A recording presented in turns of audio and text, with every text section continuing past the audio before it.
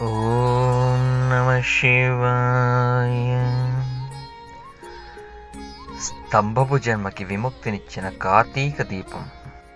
కార్తీక మాసంలో దీపారాధన చేసిన వారికి, దీపారాధన చేయడానికి సహకరించిన వారికి, సాయపడిన వారికి, ఆధారమైన వారికి కూడా అనంతమైన పుణ్య ఫలితాలు కలుగుతాయి. అందుకు ఉదాహరణగా ఒక కథ చెబుతాను, విను అంటూ వశిష్ఠ మహర్షి ఒక కథను చెప్పడం మొదలు పెడతాడు. ఒకసారి మతంగ మహర్షి శిష్యులు కార్తీక మాసం కావడంతో నెయ్యితో దీపాలు వెలిగించడానికి సన్నాహాలు చేసుకుంటున్నారు. అయితే కొంచెం ఎత్తుగా ఉన్న పీఠంపై దీపాలు వెలిగిస్తే కాంతి చాలా దూరం వెళుతుందని, అప్పుడు ఆ దీపాల దర్శనం చేసుకున్న వారి పాపాలు నశిస్తాయని భావిస్తారు. దీపాలు ఎత్తులో పెట్టడానికి ఏం చేయడమా అని బాగా ఆలోచన చేస్తారు. ఒక కొయ్య దొంగ వంటిది అయితే బాగుంటుందని భావించి దానికోసం వెతుకులాట మొదలు పెడతారు. అలా గాలిస్తున్న వారికి ఒక స్తంభము దొరుకుతుంది. తాము అనుకున్నంత ఎత్తులో ఉంది, నేలపై కుదురుగా నిలుస్తుంది. అందువలన దానిపై దీపాలు వెలిగించాలని నిర్ణయించుకుంటారు. ఆ స్తంభమును తీసుకుని వచ్చి శుభ్రం చేసి ఆ రాత్రి దానిపై కార్తీక దీపాలు వెలిగిస్తారు. ఆ దీపాలకు నమస్కరించుకొని ఆ తరువాత పురాణ కాలక్షేపంలో పడిపోతారు. దీపాలు చాలాసేపు వెలిగిన తర్వాత ఆ స్తంభము ఒక్కసారిగా పెద్ద శబ్దం చేస్తూ పేలిపోతుంది. రెండుగా చీలిన ఆ స్తంభముల నుంచి ఒక దివ్య పురుషుడు బయటికి వస్తాడు. ఆ శబ్దానికి పరిగెత్తుకు వచ్చి మహర్షి శిష్యులు దివ్య పురుషుడిని ఆశ్చర్యంగా చూస్తారు. ఆయన ఎక్కడి నుంచి వచ్చాడో తెలియని అయోమయానికి లోనవుతారు. నీవెవరు, ఎక్కడి నుంచి వచ్చావు, నీ కథ ఏమిటి అని అడుగుతారు. అప్పుడు ఆ దివ్య పురుషుడు తన గురించి వారికి చెప్పడం మొదలు పెడతాడు. క్రితం జన్మలో నేను ఒక బ్రాహ్మణుడిని, కానీ అలా ఎప్పుడూ నేను ప్రవర్తించలేదు. ఆచార వ్యవహారాల పట్ల శ్రద్ధ, భగవంతుడి పట్ల భక్తి, శాస్త్రాల పట్ల నమ్మకం లేనివాడిని.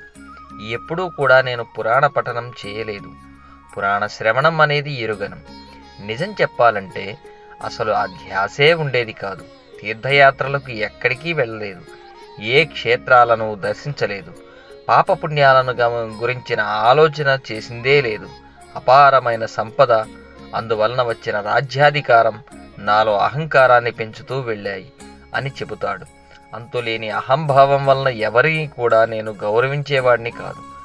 ఆశ్రయం కోరిన వారిని, ఆఖరితో వచ్చిన వారిని అవమానించేవాడిని. నా సుఖాలను గురించే తప్ప ఎదుటివారి కష్టాల గురించి ఎప్పుడూ పట్టించుకున్నది లేదు. రాజుగా ఉన్నాననే గర్వంతో ఎంతటి గొప్పవారినైనా కిందనే కూర్చోబెట్టేవాడిని. విద్యావంతులను, వివేకవంతులను చులకనగా చూసేవాడిని. నాకు ఎదురు చెప్పేవారు లేరు, నన్ను ప్రశ్నించేవారు లేరు అనే ఉద్దేశంతో అవినీతికి, అధర్మానికి పాల్పడుతూ ఉండేవాడిని అని ఆ దివ్య పురుషుడు చెబుతాడు. అలా నేను అజ్ఞానంతో, అహంభావంతో ఎన్నో పాపాలు చేశాను. ఫలితంగా నరకంలో ఎన్నో శిక్షలు అనుభవించాను. ఆ తరువాత కుక్కగా, కాకిగా, తొండగా, చెట్టుగా అనేక జన్మలెత్తాను. అదంతా కూడా నాకు ఇప్పుడు గుర్తుకు వస్తుంది. కానీ ఎందుకు పనికిరాని ఒక స్తంభముగా జన్మించిన నేను ఇప్పుడు ఇలా మోక్షాన్ని పొందాను. ముందు జన్మలు నాకు ఎందుకు గుర్తుకు వస్తున్నాయి అనేది మాత్రం అర్థం కావడం లేదు అని అంటాడు. అందువలన జరిగిన సంఘటనకి కారణమేంటని మహర్షులే సెలవీయాలని కోరతాడు. అప్పుడు మహర్షి శిష్యులు బాగా ఆలోచించి ఆయనతో ఇలా అంటారు. కార్తీక మాసం మహాపుణ్య విశేషాలతో కూడిన మాసం. ఈ మాసంలో దీపం వెలిగించడం వల్లనే కాదు, అందుకు సహకరించిన వారికి కూడా పుణ్యం లభిస్తుంది.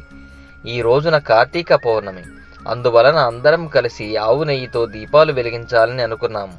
స్తంభము రూపంలో పడి ఉన్న నిన్ను తీసుకువచ్చి దీపస్తంభముగా ఉపయోగించాము. అనువుగా ఉన్న ఆ స్తంభముపై దీపాలు వెలిగించాము.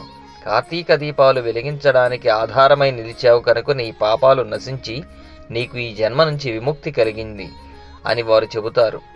ఆ మాటకు ఆ దివ్య పురుషుడు ఎంతగానో సంతోషిస్తాడు. తన ప్రమేయం లేకుండానే తనకు లభించిన భాగ్యానికి ఆనందిస్తాడు. కార్తీక దామోదరుని దయ వలన ఆయనకి స్తంభము జన్మ నుంచి విముక్తి కలగడం పట్ల వాళ్ళంతా కూడా ఆనందాన్ని వ్యక్తం చేస్తారు. జీవుడు దేని వలన బద్ధుడు, దేని వలన ముక్తుడు అవుతున్నాడు అనే సందేహాన్ని తీర్చవలసిందిగా ఆ దివ్య పురుషుడు కోరడంతో అంగీరసుడు జ్ఞానబోధ చేయడం మొదలు పెడతాడు. 16వ రోజు సమాప్తం. రేపటి భాగం అంగీరసుని జ్ఞానబోధ, చాతుర్మాస్య వ్రతఫలితం, పురంజయని విజయం. ఓం నమ శివాయ. నమో నారాయణాయ.